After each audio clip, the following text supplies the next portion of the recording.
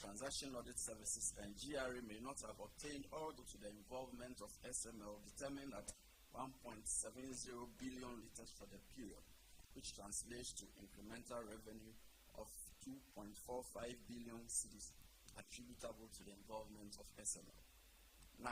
In respect of upstream petroleum audit, SML was yet to deploy and implement its system to commence operations at the time of the KPMG review, and that activities toward implementation have been halted following the President's directive to suspend the performance of the contract. And 10. SML was yet to commence measurement audit of the minerals sector at the time of the KPMG review. On the back of their key findings, KPMG offered the following relevant resolution options by way of recommendations. First, they said, Consolidated Assurance Revenue Services contract signed in October 2023 presented complexities, including legal and cost value concerns that needed to be resolved. And that if the contract is terminated, it could trigger specific financial obligations on the government of Ghana, GOG, and GRA as follows. A. Liability to settle SML for services rendered but not yet paid. B. GOG and GRA are not entitled to a refund of any compensation already paid to SML, regardless of the termination clause. And C. If the contract is terminated without cause, GOG and GRA become liable to pay SML an equivalent of the fair value of SML's investment in the contract. If the contract is terminated, investment claimed to have been made by SML should be valid. SML did not provide supporting documentation on its investment in the contract. KPMG appeared to favor orderly resolution based on systematic impact, cost to the state, sustainability, complexity, and deliverability, and public trust and implication as follows. In respect of upstream petroleum and minerals audits, we've taken our time to lay it out because these are very important. I'll come back to it in a minute. In respect of upstream petroleum and minerals audits, KPM recommended parliamentary approval should be sought to regularize the contract. That the contract should be subjected to a technical needs and value for money assessment to ensure that the services are justified and the fees are proportionate to and commensurate to the services rendered. And that MOF, GRA, and SML should conduct extensive engagement with relevant stakeholders to ensure awareness creation and stakeholder buy-in and alignment. And in respect of transaction audit and external price verification, these services, partially delivered, require comprehensive review to assess their ongoing relevance, especially viewed in light of the implementation of the Integrated Customs Management System, ICUMS, which has portended a duplication of external price databases and research services provided by SML. By utilizing ICUMS capabilities for external price verification, the services provided by SML should be reassessed to optimize efficiency and adapt to evolving business dynamics. And in respect of downstream petroleum audit, based on the reckoning that SML had gained 4 years' experience and had become more proficient, the contract price should be renegotiated, including consideration of shifting from a variable to a fixed fee structure. And finally, in respect of this matter, KPMG said consideration should be given to incorporating periodic monitoring and evaluation at least every 2 years to formally assess the performance of the components of the contract and related key performance indicators. Now, the OSP full investigation. Upon the conclusion of preliminary investigation, and upon the reckoning that the facts and circumstances of the case reasonably indicated that an investigation may be conducted to prevent or prosecute corruption or corruption-related offenses, especially in light of the KPMG report, which the OSP incorporated into its preliminary investigation. A special prosecutor, in pursuance of his mandate, assigned the case to authorized officers of the OSP for a full investigation. Our review of the KPMG report firmed up our opening of a full investigation on 3 main grounds. First, the major factual findings in the KPMG report tallied with our preliminary findings. Second, the KPMG report, much like our preliminary investigation, turned up more critical questions than answers, which required further investigation. Third, the KPMG audit's work and outcome differed significantly from the OSP investigation and working outcome. Those are the points. All KPMG working identified main objective of this assignment is reviewing the work and activities of SML in relation to the contracts with the state and assessing the propriety of procurement and contracting processes as well as the appropriateness of cost value analysis in the performance of the contracts. The OSP's work in this case is a criminal corruption and corruption-related investigation of not just assessing the propriety and appropriateness of acts and activities in the context of the SML contracts, but also examining the criminal culpability or otherwise of implicated persons, which is whereby in scope and outscope and the audit work of KPMG. Then again, while the OSP's preliminary findings accorded with the major actual findings in the KPMG report, the OSP found itself unable to agree with some major conclusions drawn by KPMG, especially in respect of accountability and value for money. The OSP investigation was concluded on 3 October 2025 after extensive surveillance, comprehensive review, and analysis of hundreds of relevant and related documents at NRF, GRA, and PPA. Digital and electronic review and analysis with thousands of relevant related documents and computer service and hard drive components retrieved from 2 premises of SML at Ofori in Accra.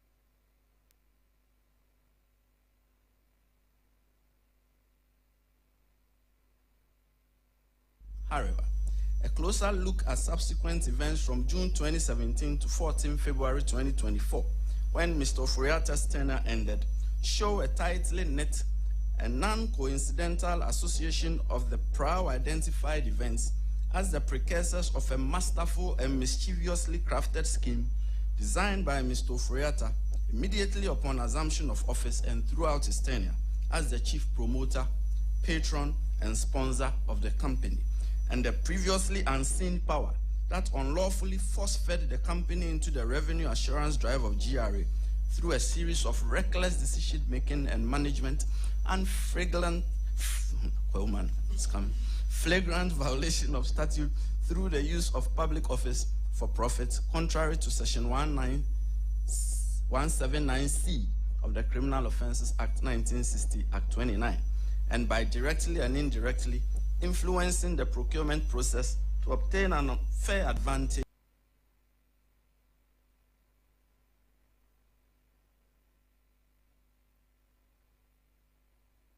in the award of procurement contracts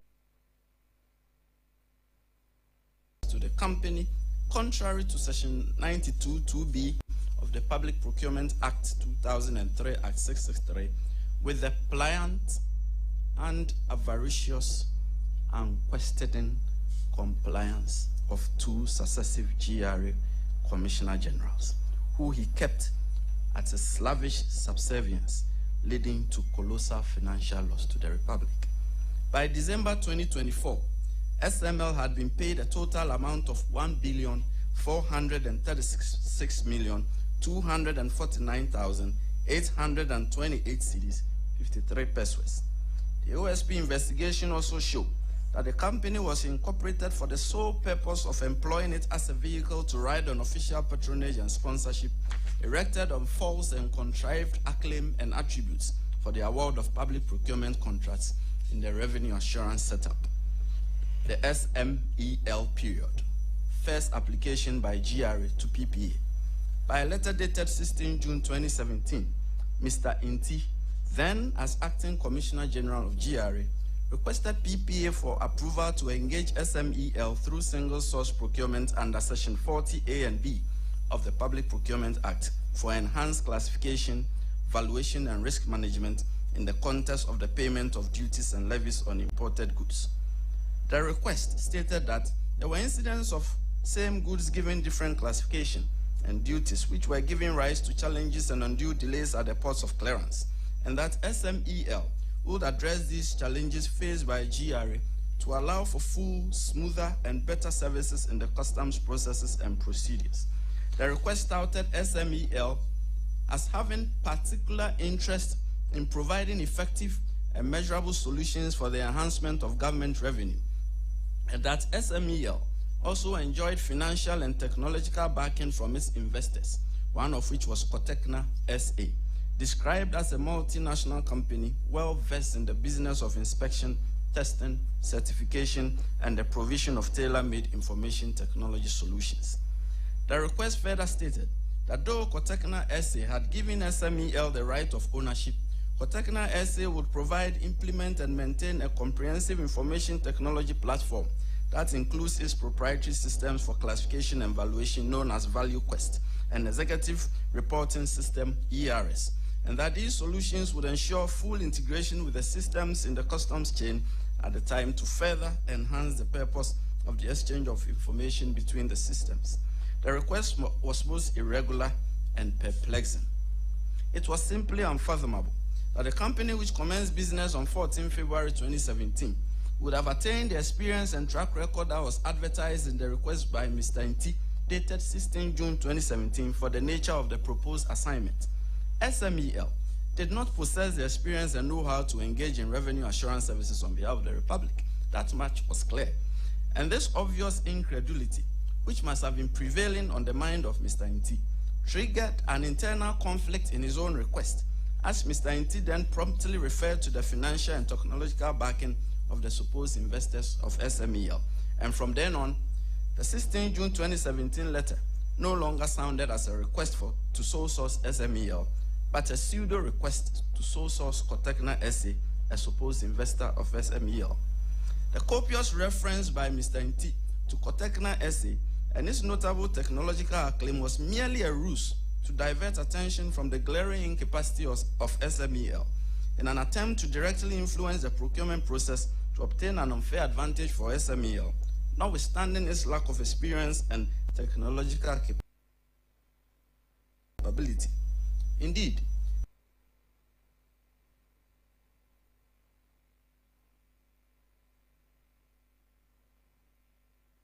GRA failed to submit any evidence of a partnership or investment agreement between SMEL and Cotecna SA. The request merely attached the profiles of the two entities and a letter of intent from Cotecna SA. Further, nothing in Section 40 of the Public Procurement Act, which governs single source procurement, operated in favor of the attempt to sole source SMEL to engage in revenue assurance on behalf of the Republic. Therefore, it came as no surprise that by a letter dated 4 July 2017, PPA communicated its disapproval of the 16 June 2017 request by GRA. No proven experience in the business is sought to undertake. Further, PPA stated that the letter of intent by Cotecna SA did not establish any legally binding relationship between SMEL and Cotecna for the provision of the service, and that the company seeking to be considered for a contract must demonstrate an appreciable capacity and strength of its certified subcontractor or agent, which was absent in the case. Second application by GRA to PPA. Then followed a second and stranger and more perplexing request by Mr. Nti, still as Acting Commissioner General of GRA, to PPA by a letter dated 1 August 2017, by which GRA applied for approval to sole source SMEL, and this time with Ghana Link. Cotecna was still in the picture somewhere. The request recited that SMEL had acquired a software for the classification, valuation, and risk management, that is CVRM platform, from Cotecna SA, and that SMEL had agreed to enter into a partnership with Ghana Link, a renowned local inspection and verification service provider, to provide the necessary support services for the implementation of the platform for GRA.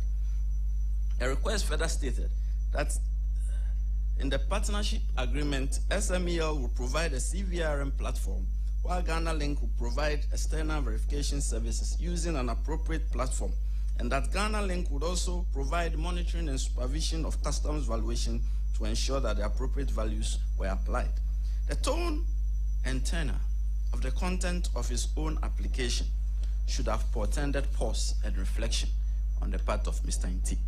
In effect, he was stating that SMEL did not possess the requisite experience and track record, and no appreciable capacity and strength of his own. Yet, he was actively urging SMEL on PPA for approval merely 6 weeks after the PPA disapproval on the same ground. This was not reasonable persistence. It was a deliberate attempt to manipulate the procurement process, introduce a redundant private actor, and distort the facts and create a backdoor entry for SMEL into Ghana's revenue assurance architecture. This time, PPA did not even bother to respond, as the circumstances surrounding SMEL's lack of capacity and track record had not changed from the time of the rejection of the first application.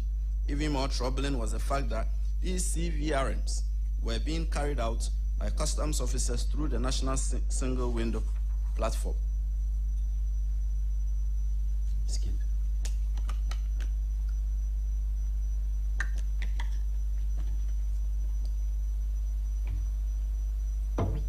Mr. Nti did not relent.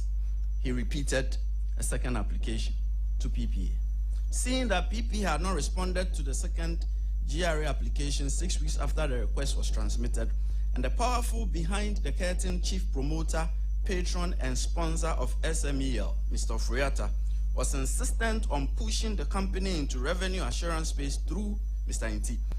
Mr. Nti repeated the second application by GRA to PPA for the sole sourcing of SMEL and Ghana Link by a letter dated 14 September 2017, which was almost word for word with the 1 August 2017 request. PPA certainly had had enough by this time, and it responded by a letter dated 29 September 2017 and rejected the second repeated GRA request. PPA forcefully stated that SMEL has still not shown any proven capacity in terms of experience and provision of similar assignments intended to be undertaken under the proposed joint venture agreement with Ghana Link. PPA also noted that the relationship between SMEL and Ghana Link did not provide the needed joint capacity to undertake the assignment, since SMEL would not be responsible for the bulk of the assignment by GRA's requirements. PPA signed off by stating that the reapplication by GRA did not address SMEL's lack of capacity in respect of the assignment. PPA did right in our estimation on all accounts on this matter up to this point. And with this, SMEL was blocked from the revenue assurance drive of GRA, or so it seemed. Now, SML. Following these setbacks, a simple but clever second plan was implemented to ensure that the company will certainly be awarded public procurement contracts for revenue assurance, come what may. On 22 November 2017, Strategic Mobilization Enhancement Limited, SMEL, changed its name to Strategic Mobilization Ghana Limited, SML. Only the name changed. Everything else remained the same, including personnel and lack of expertise and capability. By a letter dated 30 November 2017, Mr. Eduse, the timber merchant, informed GRA of the name change while reserving the binding and full effect of all prior transactions. 7 months after the name change, GRA and MOF commenced the unlawful award to SML of a string of specialized revenue assurance public procurement contracts running into late 2023 in respect of transaction audit and external price verification, downstream petroleum, upstream petroleum, and the mineral sector.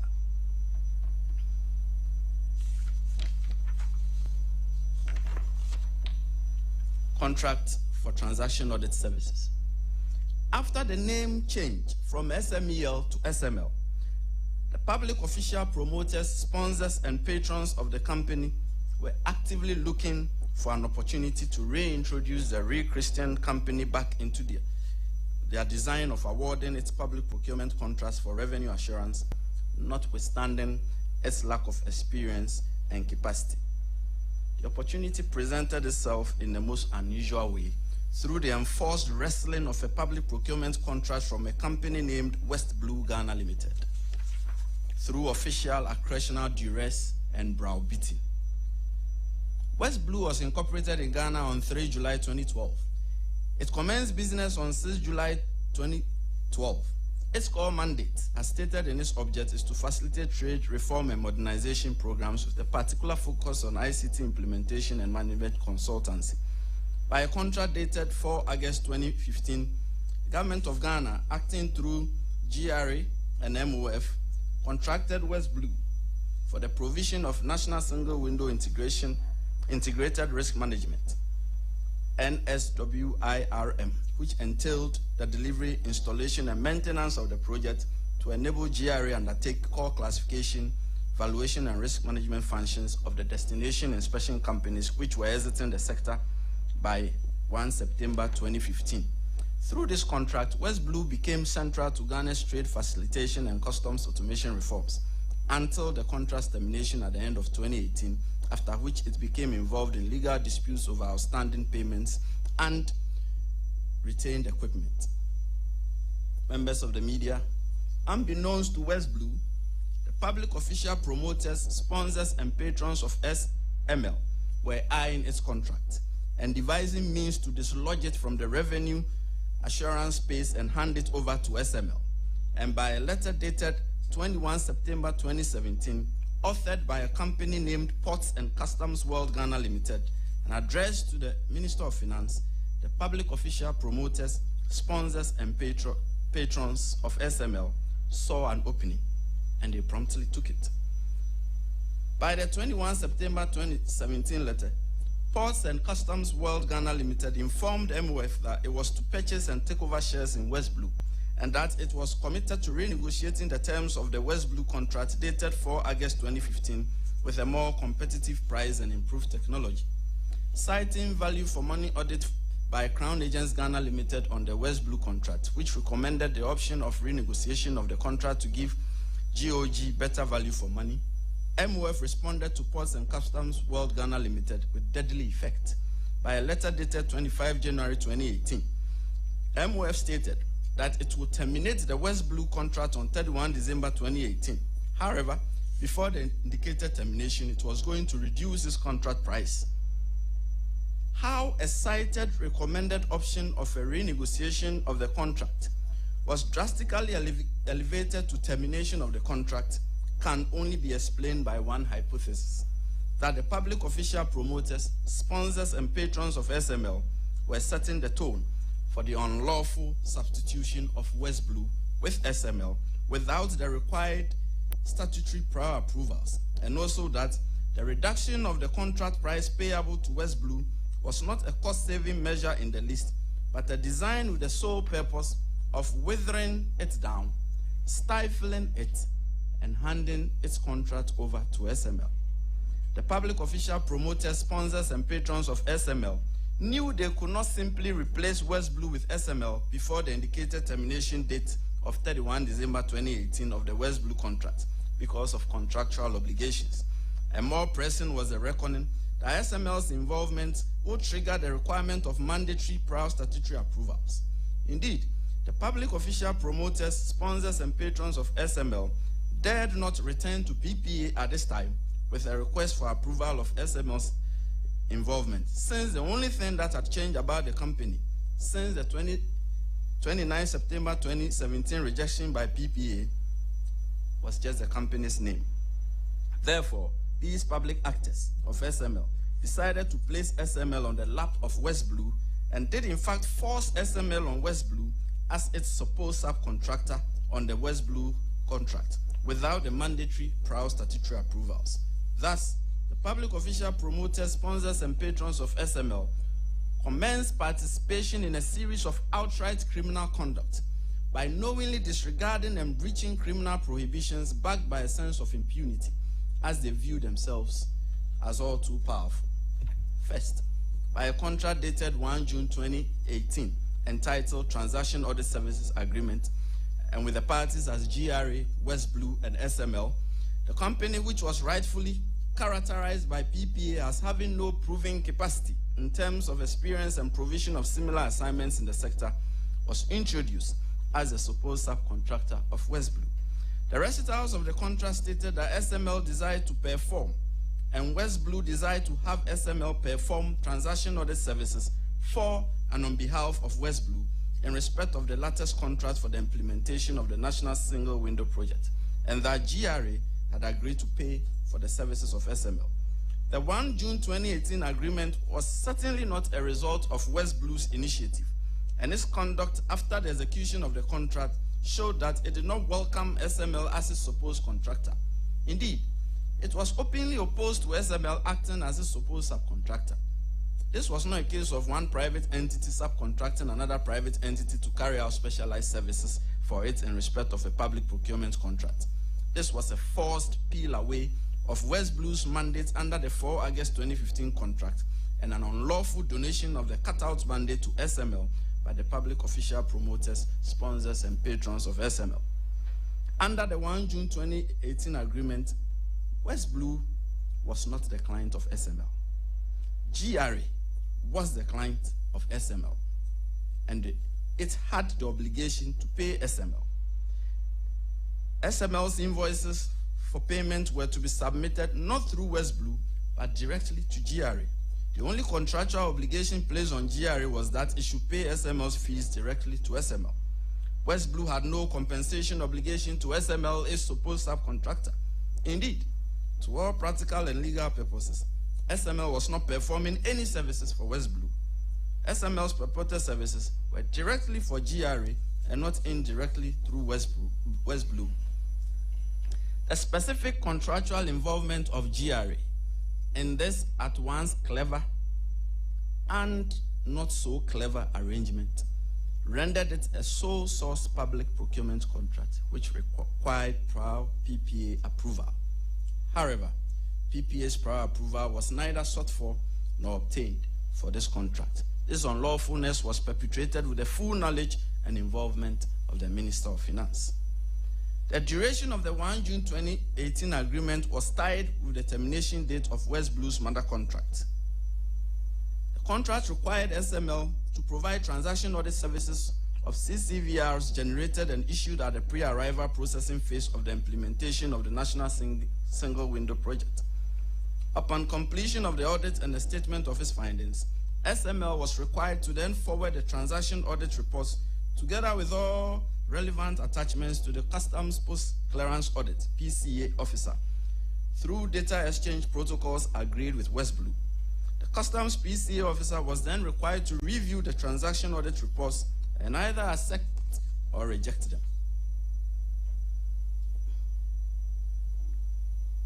In fairness, it did sound like a contractor and subcontractor relationship on paper, under which the subcontractor was expected to apply skill, expertise, and tools. However, the reality was starkly different. SML did not provide any such skill, expertise, and tools under the contract. It merely sat on the skill, expertise, and tools of West Blue in a pretend posturing sham of delivering transaction audit services for the Republic. It became painfully clear a little over a month after the signing of the 1 June 2018 contract that SML had no skill, expertise, and tools of its own, and that West Blue had been forced into an unwanted marriage, which required it to shoulder the assumed primary obligations of SML. It was as if West Blue was rather the subcontractor for SML, as it was now being required to work for SML.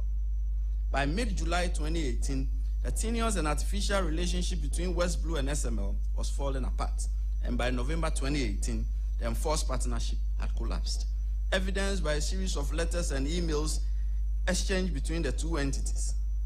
SML, on its part, was perpetually vexed by West Blue's apparent stance of ignoring the former's repeated requests for information.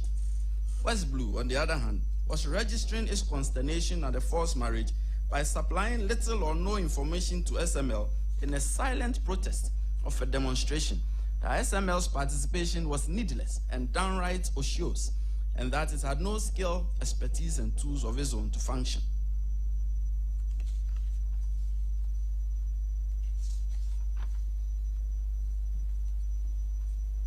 These events forcefully established that the public official promoters, sponsors, and patrons of SML compelled West Blue to take on SML as a purported subcontractor, notwithstanding repeated rejections by PPA for lack of capacity, coupled with the absence of demonstrated operational need.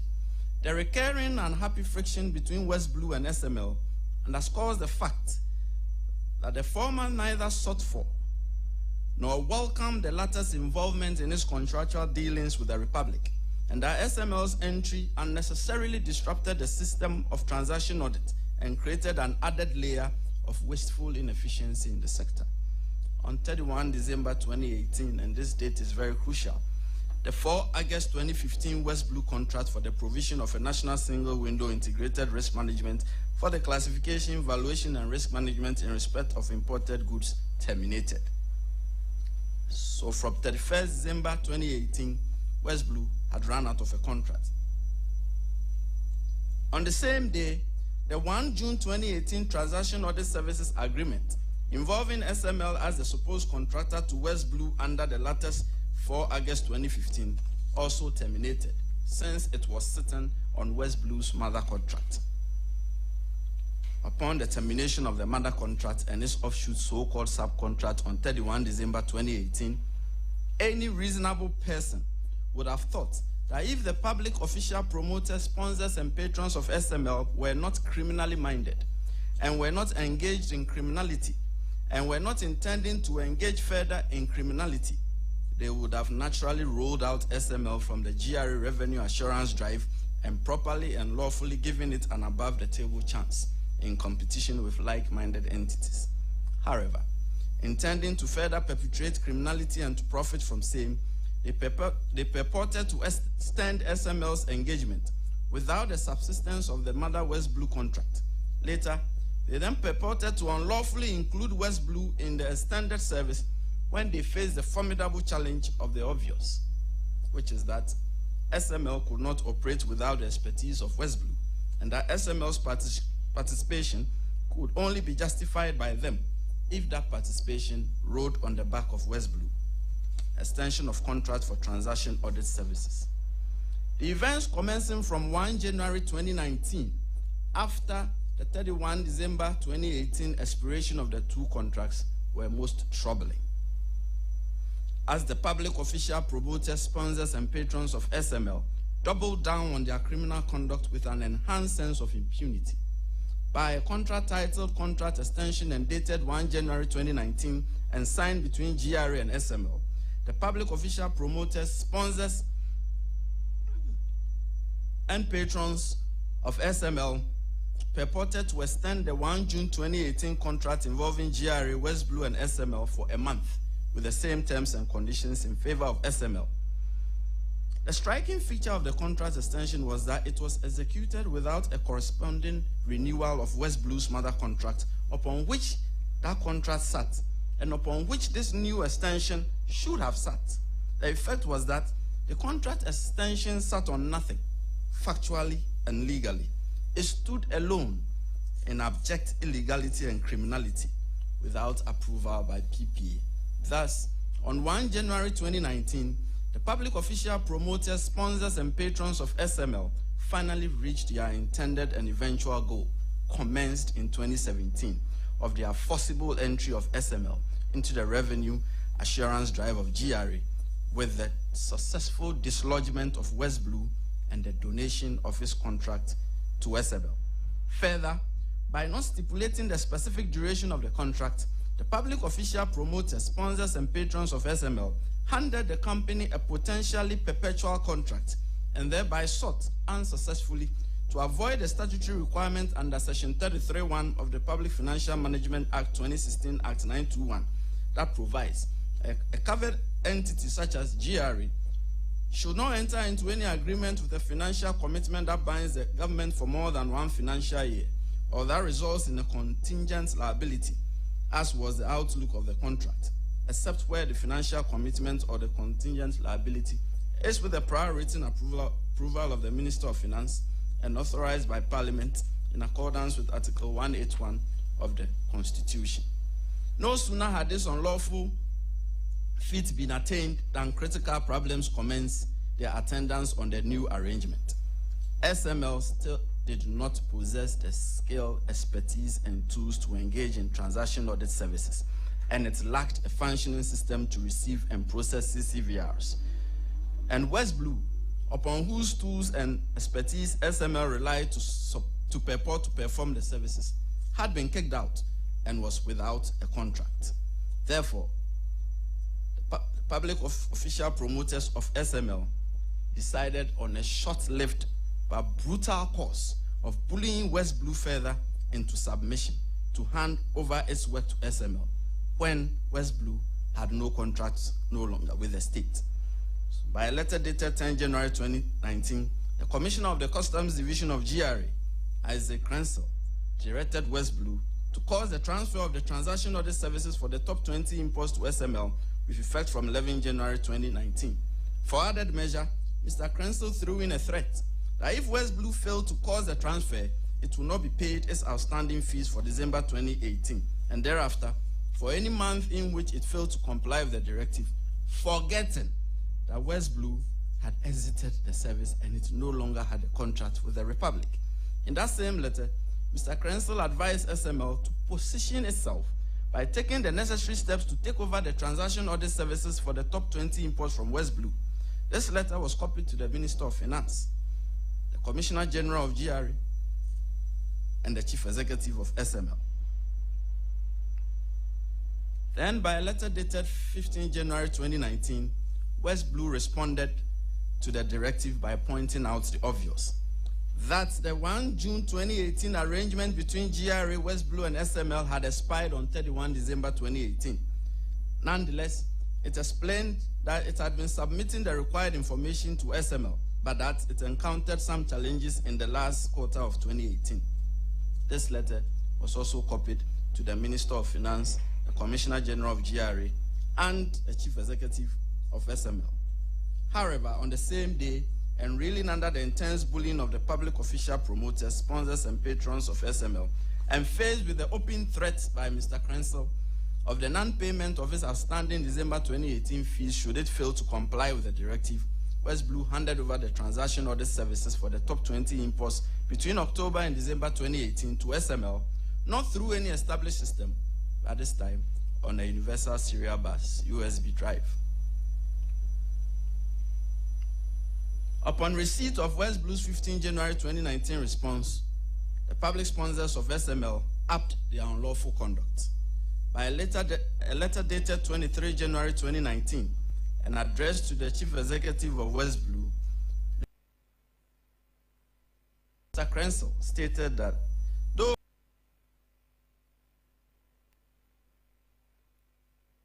West Blue's contract with SML had expired on 31 December, he was advising West Blue to proceed under the same terms and effectively collaborate with SML until further notice. This letter was also copied to the Minister of Finance, the Commissioner General of GRA, and the Chief Executive of SML. This directive, dressed by way of an advice, blurred all good sense and the exercise of lawful authority. In effect, Mr. Krenzel, by the 23 January 2019 letter, was seeking to effectively resurrect the expired 1 June 2018 contract involving GRA, West Blue, and SML. And by necessary extension, the terminated West Blue mother contract of 4 August 2015 to the benefit of the public official promoters. Our conclusion becomes even more telling on the consideration that upon retirement as the Commissioner of the Customs Division of GRA, Mr. Krenzel took up appointment as the General Manager of SML, coloring his actions while in office as an inducement for future reward of a retirement benefit and use of public office for private benefit.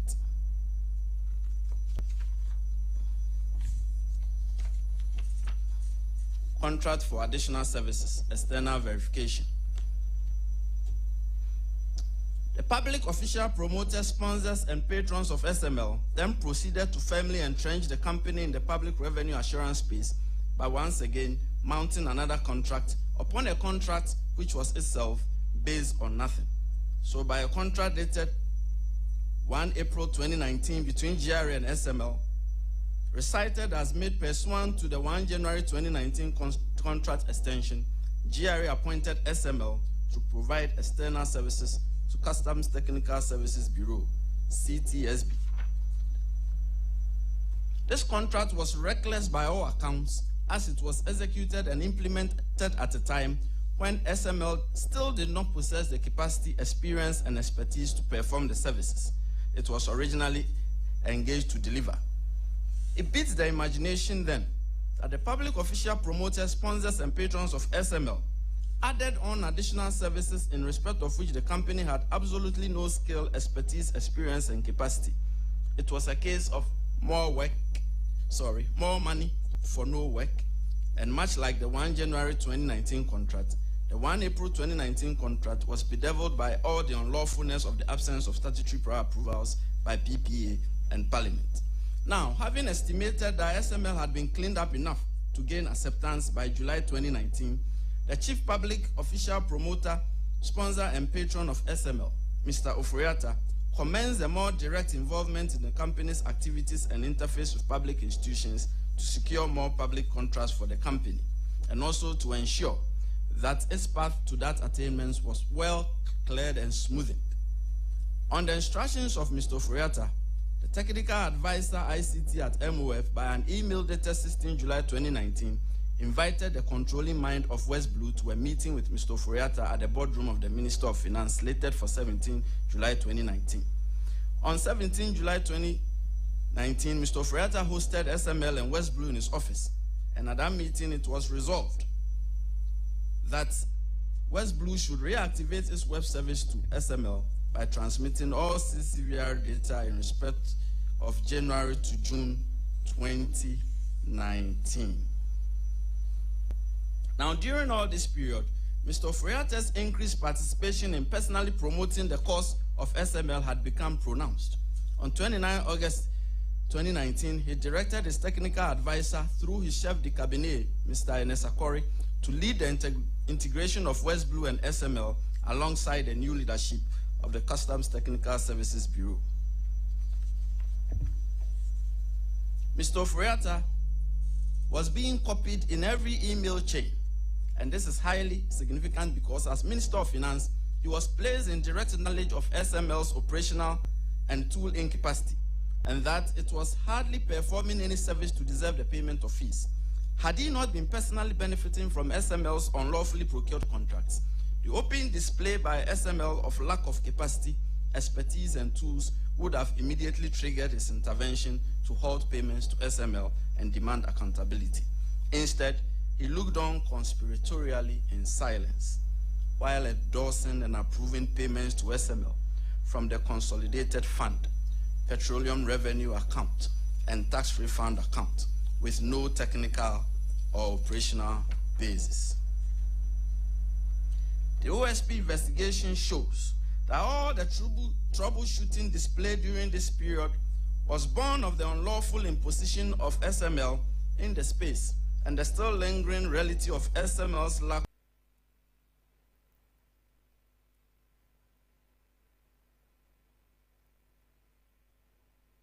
of capacity to carry out transaction audit and external price verification 15 months after its engagement. Company had no system in place to receive CCVRs, while West Blue was under no legal obligation to release the vital data to it. As a result, the work went undone until SML continued, and it went undone, yet SML continued to be paid. It is highly worrisome that though SML were doing practically nothing by way of transaction audit and external price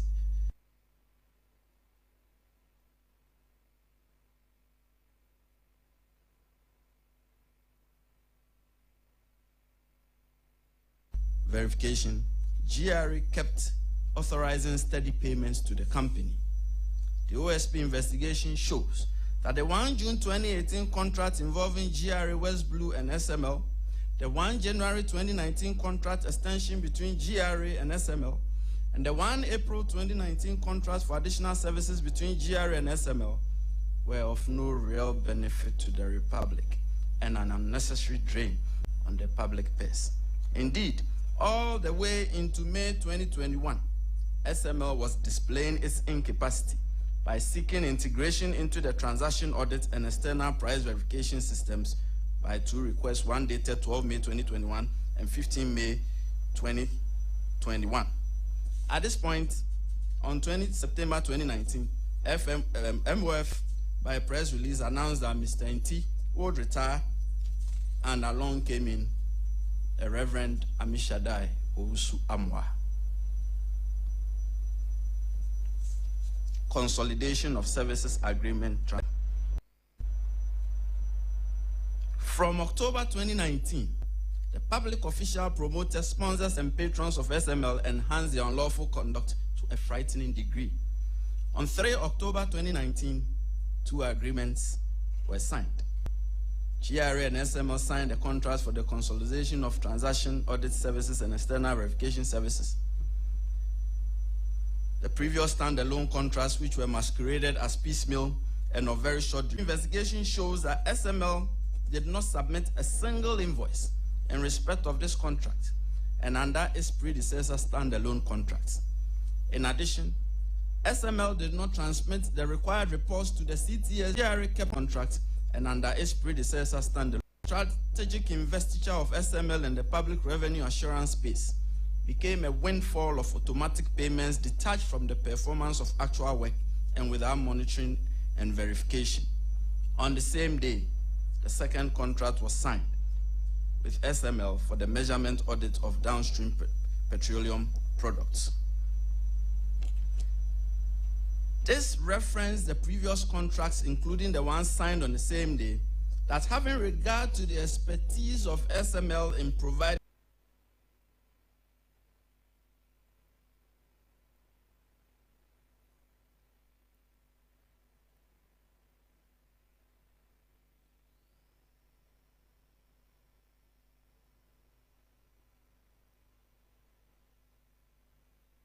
transaction audit service, the services being rendered by SML to GRA was being extended to operations within the downstream petroleum sector. Upon this official falsehood, SML was handed another contract to undertake a comprehensive review of workflow and operations within the downstream uploading and offloading points.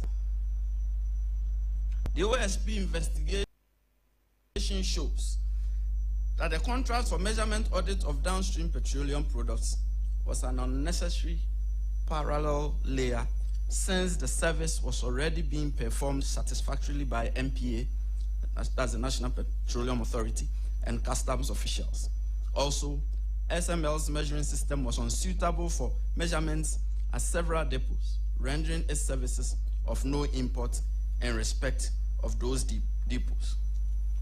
NPA was quite concerned, and it promptly anticipated the clear and present danger of the industry had instituted or was about to institute.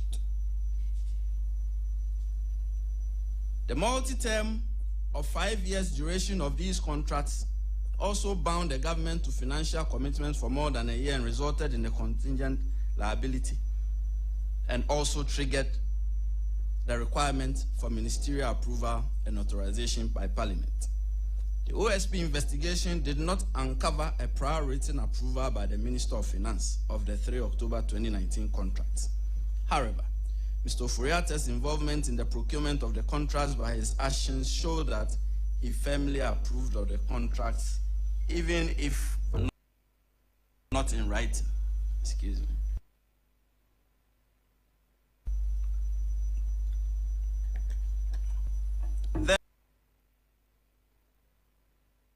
Therefore, if the claim in his defense is that he did not write to approve the contracts, and so he bears no criminal culpability, then it is the worst form of dereliction of duty, as the contracts were secured under his direct watch and supervision, and he subsequently wrote to 3 state institutions, GNPC, Ministry of Lands and Forestry, and the Ministry of Energy, falsely touting the unique expertise of SML under those contracts. On the other hand, if the claim investigates contracts either, further and very troubling, both contracts were signed by Mr. Nti on behalf of GRA on 3 October 2019, although he had retired on 1 October 2019, and Reverend Owusu-Amoah had assumed office as acting GRA Commissioner General on 1 October 2019. This wanton illegality, after signing a public procurement contract 2 days after retirement, was perpetrated by these public promoters of SML by ensuring that their co-conspirator, Mr. Nti, signed the contracts before clearing his desk as GRA, although he was no longer the Commissioner General on that day, because they were unsure of whether the newly installed Reverend Minister Head of GRA would team play and sign the contracts. They need not have worried. This is because Reverend Owusu-Amoah quickly joined in on the conspiracy to unlawfully invest SML in the Public Revenue Assurance Project. By the close of 2018, the government has served notice that it was about to introduce Integrated Customs Management System, ICAMS, and that it was discontinuing the services of all the players in the industry in the customs setup. This notice had been circulated to all the players except SML. Now, the reason why they did not serve this notice on SML, which later came back to haunt SML, was that they had no intention of discontinuing the service of SML, although the government, through a letter authored by the senior minister, Yao Safubanfu, on 16 April 2020, notified the companies that the new system would take off the midnight preceding 20 April 2020, and from which date all customs processes would take place within ICAMS. He then invited the companies, including SML, to submit any justifiable claims they may be entitled to following the discontinuation of their service. It is evidently clear that as far as the government itself was concerned, the purported services of SML in the custom setup ended on 28 April 2020. Not so with the public official, sponsors, patrons, and promoters of SML.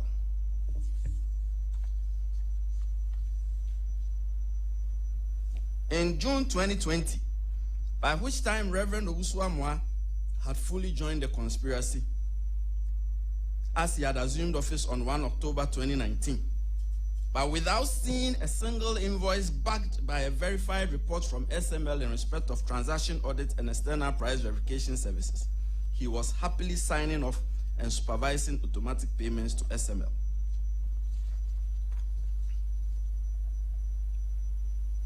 PPA ratification of the 3 October 2019 SML contracts.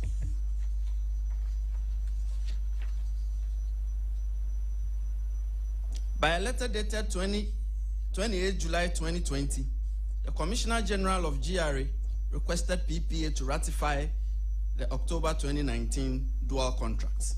Crucially, Reverend Owusu-Amoah failed to disclose that in 2017, his predecessor had unsuccessfully thrice presented the company to PPA under a different name, SML, which had just been switched to SML. PPA set up an investigation team the next day with the object of investigating the circumstances under which the contracts were procured without the prior approval of PPA, and the authoring of a report to assist the PPA board to process the GRA's request. The least said about the PPA investigation, the better. The OSP investigation shows that the investigation was shallow and incomplete, and the resultant report was outrightly misleading in parts. Though they had SML's incorporation records before them, the PPA investigators ignored that and rather chose to focus on the objects, Though they had SML's incorporation records before them, the PPA investigators chose to ignore that and rather focus on the application for ratification by the Commissioner General of GRA. Had the PPA investigators paid the slightest regard to PPA's own record of GRA and SML, it would have occurred to them to inquire as to why a company incorporated in 2017 and serially rejected by PPA in 2017 was nonetheless handed the same and additional contracts of grave national import in 2018. In the end, a PPA investigation merely seemed like a box-ticking formality as the investigators ignored PPA's own records on the transaction file of GRA and SML. And they submitted to the board a recommendation that the contracts should be ratified. Now, the board technical committee meeting of PPA, which was held on 26 August 2020, deliberated on the investigation report and approved this recommendation. It seems to us that the PPA board itself was overwhelmed with such requests for ratification, as that was one of 7 applications considered that day. They expressed the grave concern that it had become the norm that public agencies were going ahead of themselves by awarding sole sourcing contracts before coming to PPA for ratification. By a letter dated 27 August 2020, the acting chief executive of PPA communicated to the Commissioner of GRA that PPA had ratified GRA's decision to single source SML to provide consultancy services for transaction audit, external verification, and measurement of downstream petroleum products. Now, the effect of the PPA ratification. Generally, PPA ratification of covered contracts procured without approval does not absolve implicated persons of responsibility of their actions, except where the procurement of the contract was unavoidable in the peculiar circumstances. The OSP investigation is focused on criminal conduct in the context of corruption and corruption-related offenses. On this score, in the province of the criminal law, PPA ratification of covered contracts procured without prior approval does not erase criminal conduct, and it does not extinguish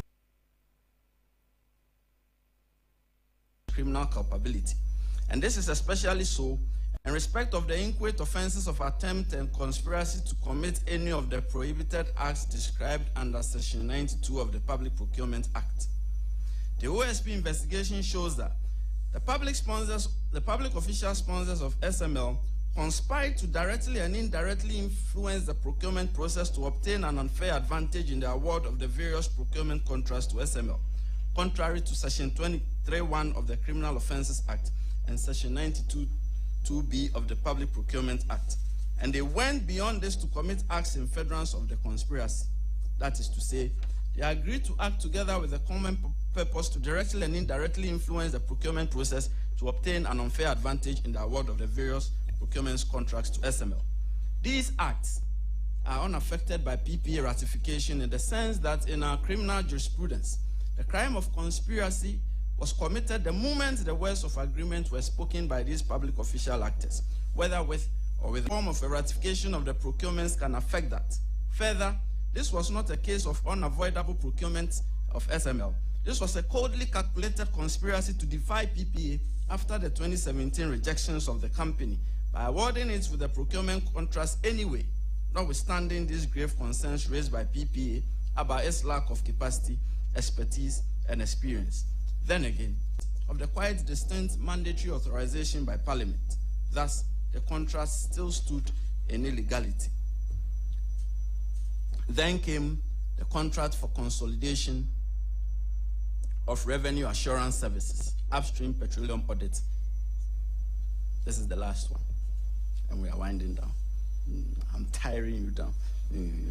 It's on purpose to punish you.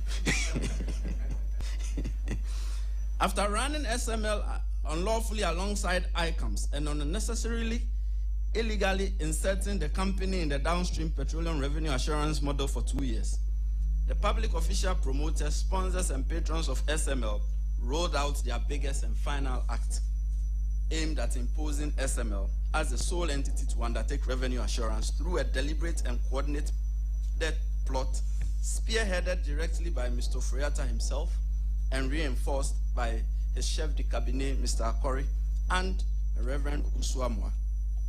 The plan was to consolidate the unlawfully procured revenue assurance contracts and enhance the largesse further to SML by awarding it with upstream petroleum audit and mineral audit services.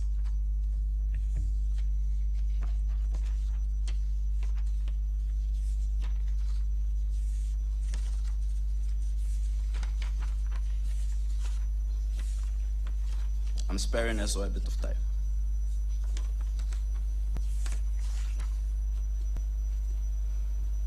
Now, the present status of transaction audit and external price verification services.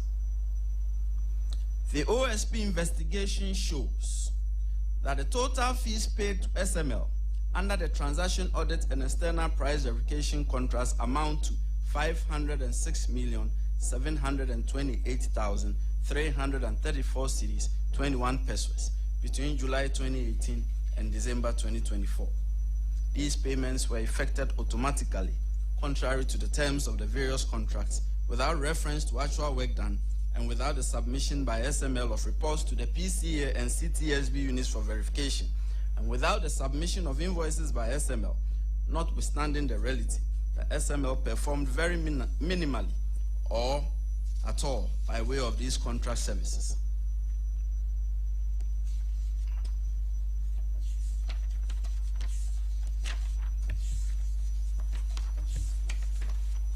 The status of downstream petroleum audit. It will be recalled that the measurement audit for downstream petroleum agreement was one of 2 contracts unlawfully signed by Mr. Inti on 3 October 2019 as Commissioner General of GRA, though he retired on 1 October 2019. SML was required to develop and implement an end-to-end electronic metering management system dedicated solely to fiscal measurement aimed at loss prevention.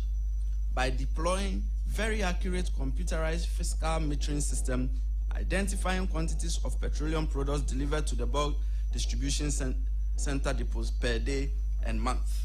Excuse me.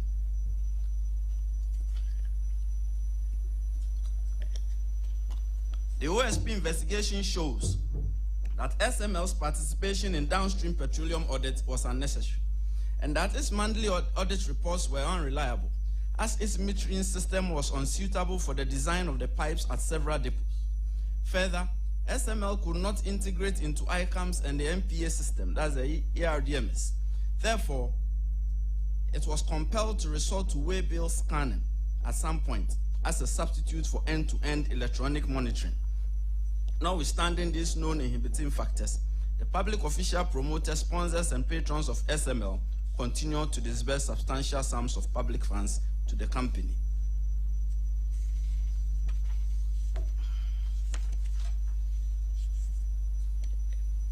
In early September 2020, SML submitted its first audit report for July, August, and September 2020. The company claimed in the report that it had observed a sharp increment in petroleum products lifting of the depots at which it had installed its metering system commencing from May 2020, when it deployed its meters to measure lifted volumes. In addition, it stated that its readings for the period were about the same as that of MPA, and that this attested to the fact that its readings were reliable and could be depended on for the revenue assurance processes. Further, the company claimed that the pattern of increase could be attributed to the effective monitoring by the introduction of its electronic meter monitoring system and the vigilance of customs officers. This report drew a sharp rebuttal from the Commissioner of Customs Division of GRA, Colonel Damois retired. By a letter dated 3 September 2020 and addressed to SML, he stated, "Your report on revenue savings has been considered. However, we are unable to accept conclusively that the growth in revenue is a result of the installation of meters by SML." Notwithstanding this remarkable awareness of SML's false claims, Colonel Damois neither recommended suspension nor insisted on remedial action, and he participated in the contrived system of unjustifiable payments to SML, even when further evidence of SML's technological incapacity came to his attention in April 2021 through the service provider for ICAMS. SML continued its fantastically false claims into early 2021. It then continued its claims of being indispensable in the industry all the way through 2022.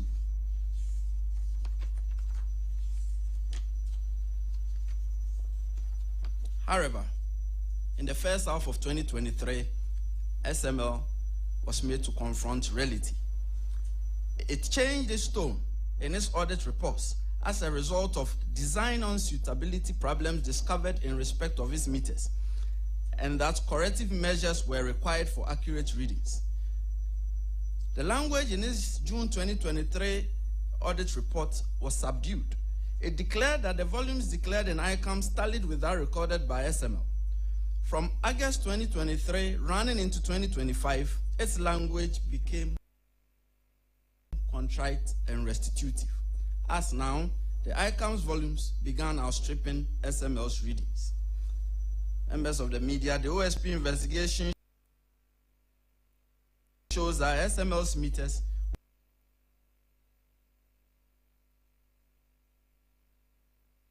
a Honeywell VersaFlow TWS 9000W multi-path ultrasonic flow meters. And according to the Ghana Standards Authority, which is the custodian of weights and measures, these meters are attractive for measurements in the oil and gas industry because of their non-intrusive clamp-on installation, which does not require welding or cutting, and that the use of these meters ensures high accuracy as opposed to single-path ultrasonic flow meters. However, on SML's own showing from its audit report from August 2023, added to an operational shortfall of not having fixed meters in at least 5 depots, its metering system was encountering substantial physical and operational challenges in a good number of the depots, resulting in inability of measurements tabled as follows. 1. SML's meters were unable to measure too high for clamping and performance of ultrasonic volumes at depots that load products at atmospheric pressure using natural gravity, because ultrasonic flow meters are unsuitable for work in such conditions. 3. SML did not measure volumes at depots where flows of petroleum products go through underground pipelines, since it was physically impossible to clamp the meters on underground pipelines. To address some of these concerns, SML perennially expressed the intention of installing an automatic tank gauging system. It fixed 8 out of 29 depots. The OSP investigation also discovered that a high discrepancy in readings that SML kept reporting from June 2020 through December 2022 was largely due to SML's meters reading vibrations and sounds from trucks as they discharge petroleum products at night. Further, the meters sometimes recorded pressurized water used in washing the pipes and driving products through the pipes. The OSP investigation shows that the public official promoters, sponsors, and patrons of SML were fully aware of the acute shortfall of SML service in the downstream petroleum sector, yet they persisted in their patronage by permitting it to operate and religiously authorizing payments to it while they remained in a lethargic state of willful blindness. This could only have been for their private benefit. Indeed, as recently as January 2025, SML was exhibiting inability of comprehending the loading process through ERDMs and ICAMs. This was evidenced in a letter dated 17 January 2025 by the head of petroleum operations at GRA addressed to the managing director of SML.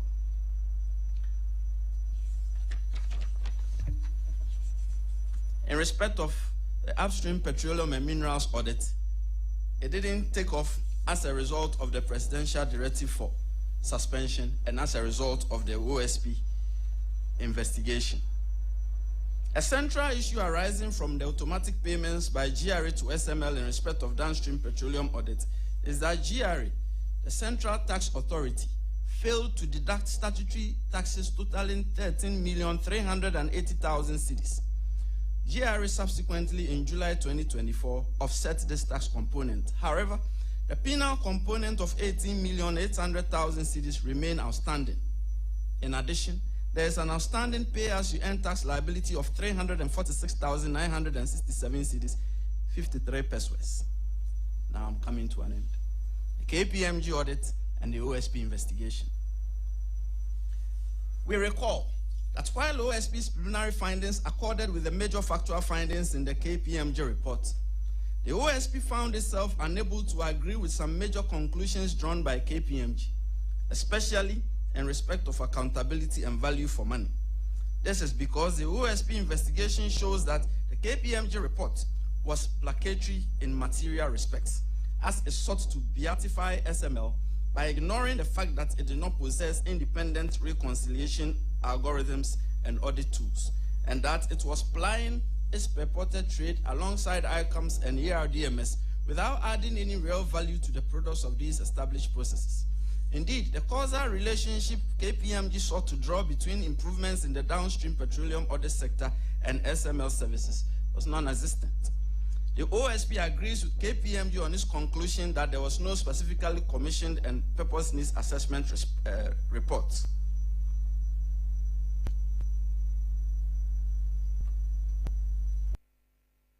However, KPMG's narrative on contracting methodology did not quite examine SML's incapacity at inception. In respect of transaction audit and external price verification services, KPMG concluded that SML delivered partially and that GRA may not have obtained all the expected benefits from the services. KPMG based this conclusion on its observation that SML submitted some of the expected reports and that in respect of some, it sources data from wrong documents. However, the OSP found no verifiable evidence of the said reports in GRA's records or in the records of SML as having been transmitted to PCA and CTSB for verification. Further, the PCA unit confirmed during the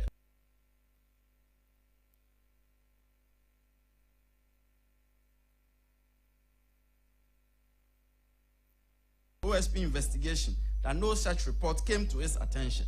Then again, there was no critical examination as to the substantive quality and validity of the said reports referred to by KPMG. Indeed, KPMG's own officials who attended the OSP during the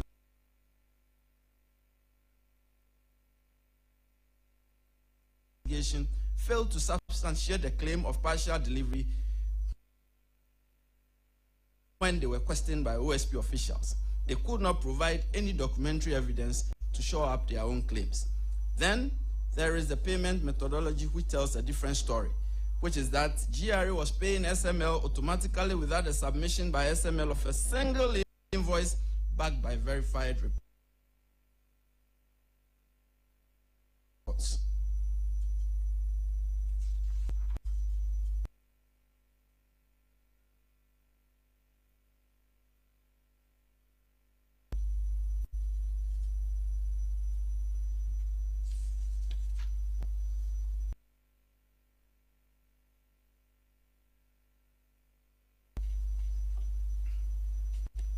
In respect of measurement audit for downstream petroleum, KPMG concluded that there was reported incremental volume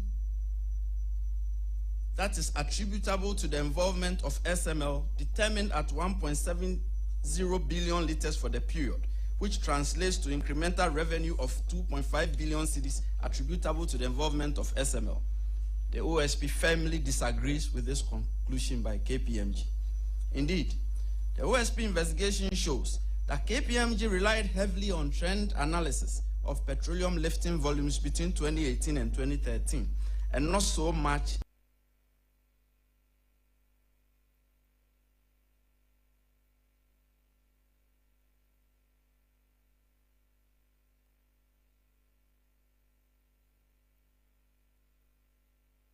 to a fixed fee structure in respect of downstream petroleum products audit. So by a memorandum of understanding signed on 1 November 2024, they changed the variable fee mechanism to a monthly fixed fee of 22,629,204 cedis 95 pesos, being, they stated, equivalent of 1,432,228 United States dollars 16 cents, inclusive of all taxes, at the prevailing Bank of Ghana exchange rate, which operated on 1st October 2024. In our estimation, the cedi version of the stated fixed monthly fee in the 1 November 2024 addendum is unnecessarily deceptive, as the party's real intention, as captured in clause 13 of the MOU itself, is a monthly fee of the stated figure in United States dollars. GRA has not paid SML since December 2024 as a result of the OSP investigation. Now, ladies and gentlemen of the press, action in respect of key actors. The outcome of the investigation is that the OSP will charge the following persons with various corruption and corruption-related offenses before the end of November 2025. 1. Kenneth Nanayao Ofori-Atta, former Minister of Finance. 2. Ernest Akori, Chef de Cabinet to Kenneth Nanayao Ofori-Atta,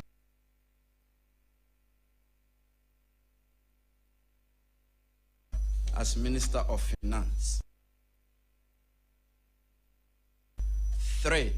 Emmanuel Kofinti, former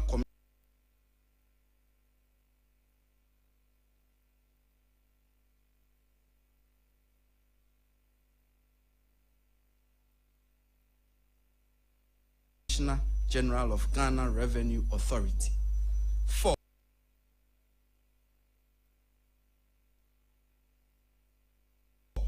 Amishadai Owusu-Amoah, former Commissioner General of Ghana Revenue Authority.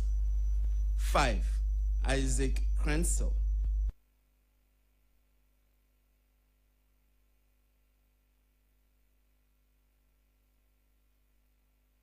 former Commissioner of the Customs Division of Ghana Revenue Authority and General Manager of Strategic Mobilization Ghana Limited. 6.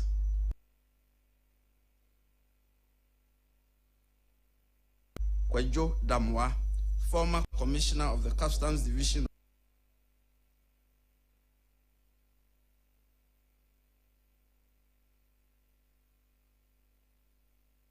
Ghana Revenue Authority and Member of Parliament for German South constituency. As part of the process, the OSP will seek to recover the financial loss caused to the Republic from the persons listed above. Also, the OSP will recover a total amount of 125 million cedis from SML by way of a disgorgement of unjust enrichment of overpayment by the return of the benefit of this amount it obtained unfairly at the expense of the Republic. This amount was arrived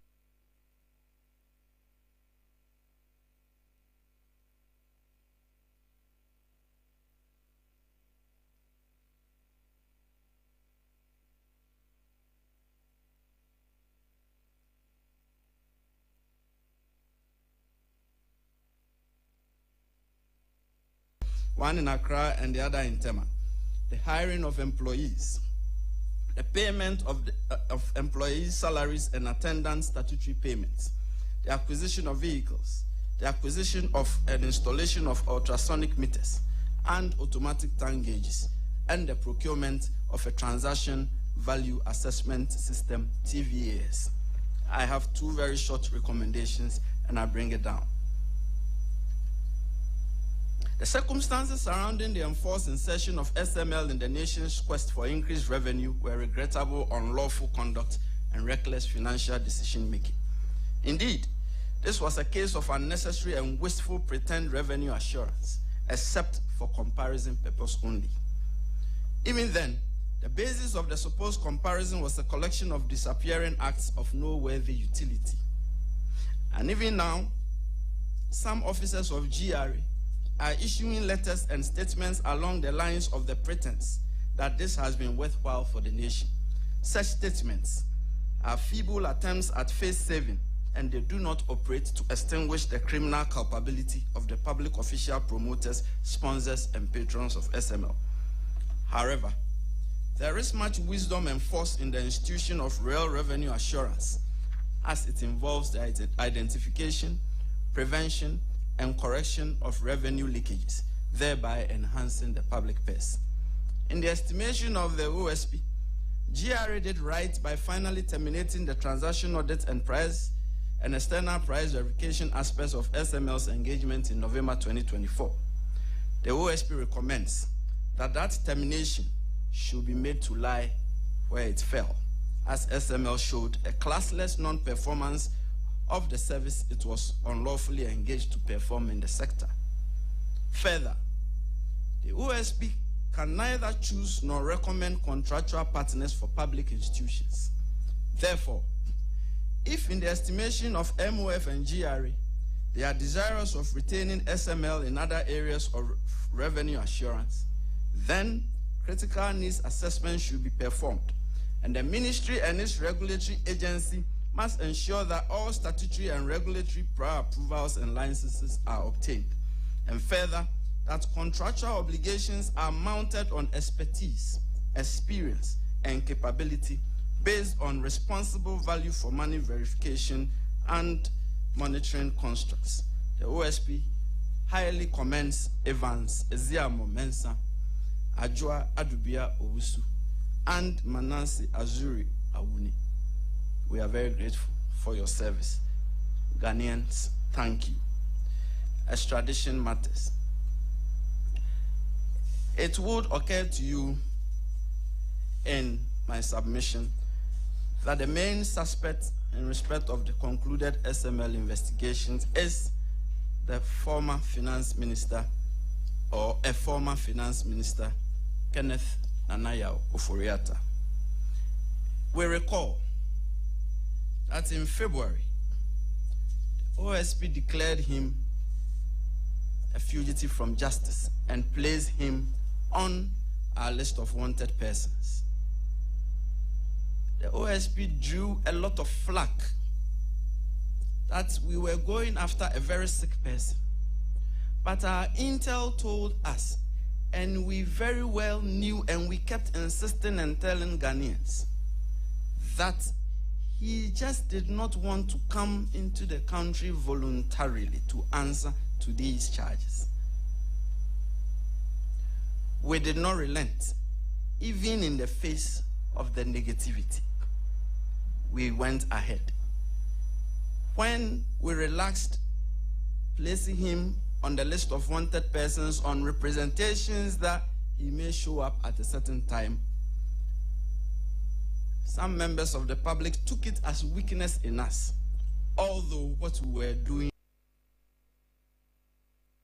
was that if a person says that they are so ill that they cannot show up, you grant them that regard for them to heal before they come in. But on his own stated date, he failed to show up, whereupon we placed him back on the list of wanted persons. Then we drew more negative flack that we were talking too much. But all that time, we knew exactly what we were doing because our intelligence was solid, that this person just didn't want to come to the country voluntarily. By March of 2025, we had collected all the evidence that we needed to aid in the prosecution of this matter. However, two things were outstanding. One, we needed official verification of a lot of the items that we had intercepted, especially in respect of communication. And this will require the input of our major foreign partners. Indeed, the packet arrived on Monday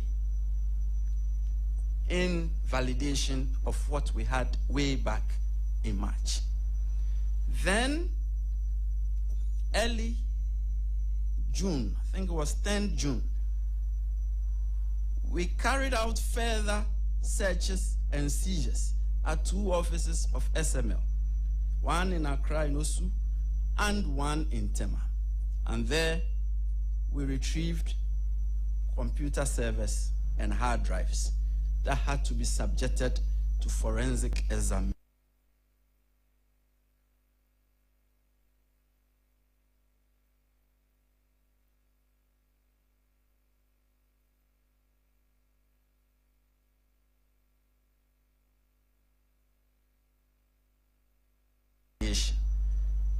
This work is not done overnight, and it is upon this reason that we informed the Attorney General when we kick-started the extradition process that the dockets had not been bound up yet because we were waiting for something.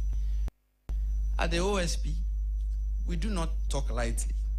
We knew what we were waiting for, and we have them fully now. We have uncovered all that is contained on the computer servers and the hard drives. And now on Monday, with the gracious assistance of our major foreign partner, we have the validation of the evidence that we had way back in March 2013. So, on 2nd June 2020, we triggered the extradition request because by March, as we said, we had all the evidence we needed. We only needed to trigger the extradition. Last few weeks, we are once again drawing negative flag that we who put him on our list of wanted persons, that the OSP that declared him wanted, that the OSP that declared him a fugitive from justice, that the OSP that went to Interpol in record time of 48 hours and placed him on Interpol's red notice, we were stalling the case and that we were wasting time. But once again, as I said, we knew what we were doing and we knew what we were waiting for. And last week when the Attorney General addressed the media, he said something very poignant. He said, these financial investigations require time and patience. And we ask, give us that regard of time and patience. We will deliver the results we wanted, like this. And as I said, before the expiration of November 2025, we will charge all these persons that I listed before the criminal courts. We will not stultify our own investigations. We will not delay our own investigations. We would do it right. We will be patient. We will be meticulous. We would have all the expertise in the world examine all, because we only have one shot at these criminal cases. We cannot go back, forth with it. And so, I announce to you, as we did by way of our press statement last week, that we are in full collaboration with the Attorney General's Department. We cannot work against each other. We are working for the same cause, which is the cause of the Republic of Ghana. And we cannot be at loggerheads. We cannot be in dispute. Sometimes personalities and how one wants to do something may clash a bit, but that should not be taken as dispute or disagreement.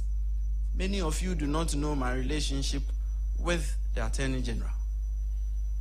He is like a big brother to me. He taught me at Legon, and he also was part of my training. Indeed, we formed a firm together. And indeed, I was like his foreman even when he was putting up his first building in Accra. This is our relationship. The relationship is such that because he trained me and he taught me, I have a bit of him in me. He doesn't have a bit of me in him. And so sometimes my display of his bit in me stirs him up a bit. But at the end of the day, just as we were doing in private practice, we will bicker at home. But our product, when we finally churn it out, will be most robust and most fruitful. And this is our promise to Ghana, that we're working together. We cannot but work together. And we are going to work together in full collaboration, see to the end of this matter. Semo asembisa eye. Muni asembisa so eye pa was my bread. I knew he would go because today Elton is not here, so he will go.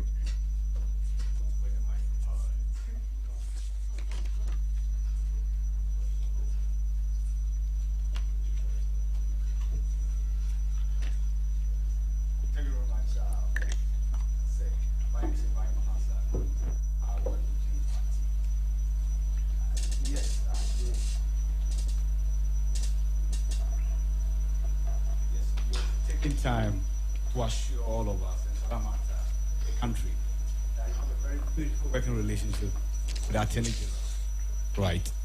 Now, as we heard and was widely circulated last week, there was a request that was made of your office relative to a docket.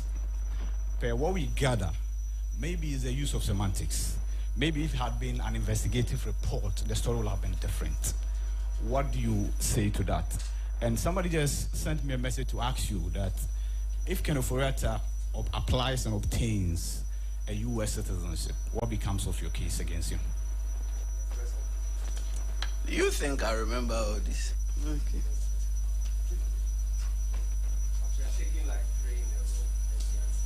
Right, my name is Mawina with TV3. With respect to the investigations that the office has been undertaking with respect to Mr. Ken Ofori-Atta, I know that the SML is one of such investigations which the Office of the Special Prosecutor said it was engaged in. Does this mean the others have come to an end, if we can call it that, or these other investigations are running concurrently, even as you say that you're going to proceed and charge Ms. Ofori-Atta? With respect to the docket, the conversation was that it had not been submitted. You've just told us that the final piece of confirmation you were waiting for arrived on Monday. Does this mean that, is there a timeline with which you can give us that you're going to submit this docket now to the Attorney General, because there's quite a lot of interest with respect to that as well? See, people are really interested in the docket, as it should be. Thank you very much. My name is Ernest Bako from Business and Financial Times. Ernest what? Bako from Business and Financial Times. So, I know you've done some cases in the past, most of them being plea bargain. So I want to find out, apart from Ofori-Atta, we have about 5 other people. They are currently in the country, I hope. And so, will you continue? You made mention by end of November you file. Will you continue with these people's case, or you wait until you're able to bring Ken Ofori-Atta in? And will you also be doing plea bargain with these cases, or will see some people go behind bars? Thank you very much. Sorry, I didn't get the last part. You sort of swallowed it. I said I wanted to know if we will see these people going behind bars. After plea bargain, you said something about them. Or will we see them behind bars? Oh. Yeah. Thank you. Okay.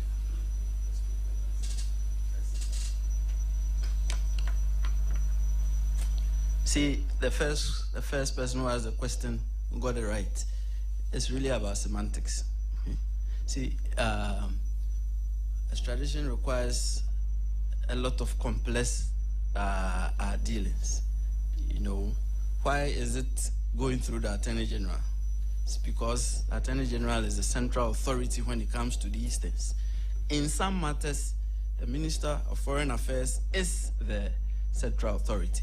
So if the Attorney General wasn't the central authority and we could just go, we would have just gone.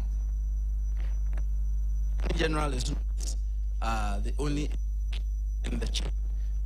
When it goes through, it goes through our mission and it comes all the way back around to us because we initiated the process. It is unfortunate that there is talk about we have been asked for a docket and we have refused to give the docket and all. That is beside the point. That is not the issue at all. The issue is that you need to get it right the first time. You don't keep going back and forth. You need to get it right the first time. So when on 13th June, we responded to the Attorney General and we said that the docket is not yet boarded up. We meant exactly that. Now someone asked about timelines and all. That's not how we do these sensitive cases, to give timelines in the public domain, especially as the final decision will not be taken by the OSP. The final decision will not be taken by the Attorney General. The final decision will be taken by whichever foreign jurisdiction in which he is. U.S. citizenship. If he applies and obtains U.S. citizenship, we have been giving Ghanaians to the U.S. on extradition requests. And they will also be nice to give us U.S. citizens upon request. So the citizenship status does not prevent extradition. Only that when a person is a citizen of another country, it is more difficult to extradite the person to a foreign country. But we'll still move on with the processes and ensure that Ghanaians become less restive and appreciative of the issues and the work we are doing with the Attorney General. Wait or continue? We are not waiting for anyone. I said we are filing our charges, and Director of Prosecutions has promised me, because I'm expecting his charges tomorrow. And then I'll review. It takes a while, because when it goes from the investigative setup to and the asset recovery setup to me, then to him. Now the baton is with him now. He is anchoring on the third leg, and he will finally give it to me tomorrow. And then we'll file. So see, I said before the end of November, we will file. We are not waiting for anyone. Persons can be tried in absentia. You've seen it before. You can be sentenced in absentia. Anytime we find you in the jurisdiction, we can then proceed to apply the processes based on how it ended. Plea bargain, or see them behind bars, See, the OSP legal regime is set up to give the special prosecutor a lot of discretion when it comes to what happens to cases. That discretion is based on tabulated legal principles of what the special prosecutor should consider in respect of whether the case should go a full trial or whether it should go by way of plea bargain. But the OSP does not suggest plea bargain to accused persons. That's not what we do. You suggest, so oftentimes their lawyers will write to us that they would want to go by way of plea bargain. They will then come and meet my team. They will discuss at length.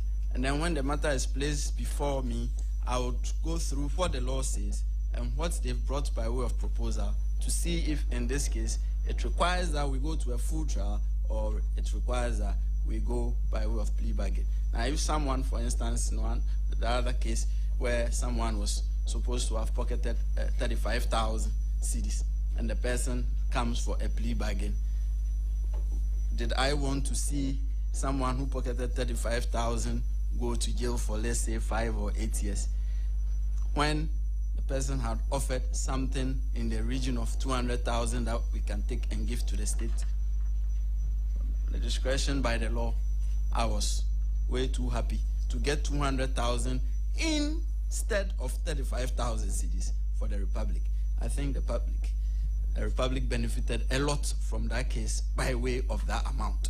So a lot of considerations go in considering whether it should go to full trial. Sometimes even the law says that the information a person offers, if it is going to fetch you much more well-versed suspects, you could cut the person that slack because of the value of that information. But it also depends on what the person is suspected to have done. Any other question? Oh, thank goodness there's no other questions. Okay. So, ladies and gentlemen of the jury, I'm Mr. Komodi. So, we can all go for supper. Thank you for coming. We are most grateful. Anytime we call upon you, show up. Have a good evening.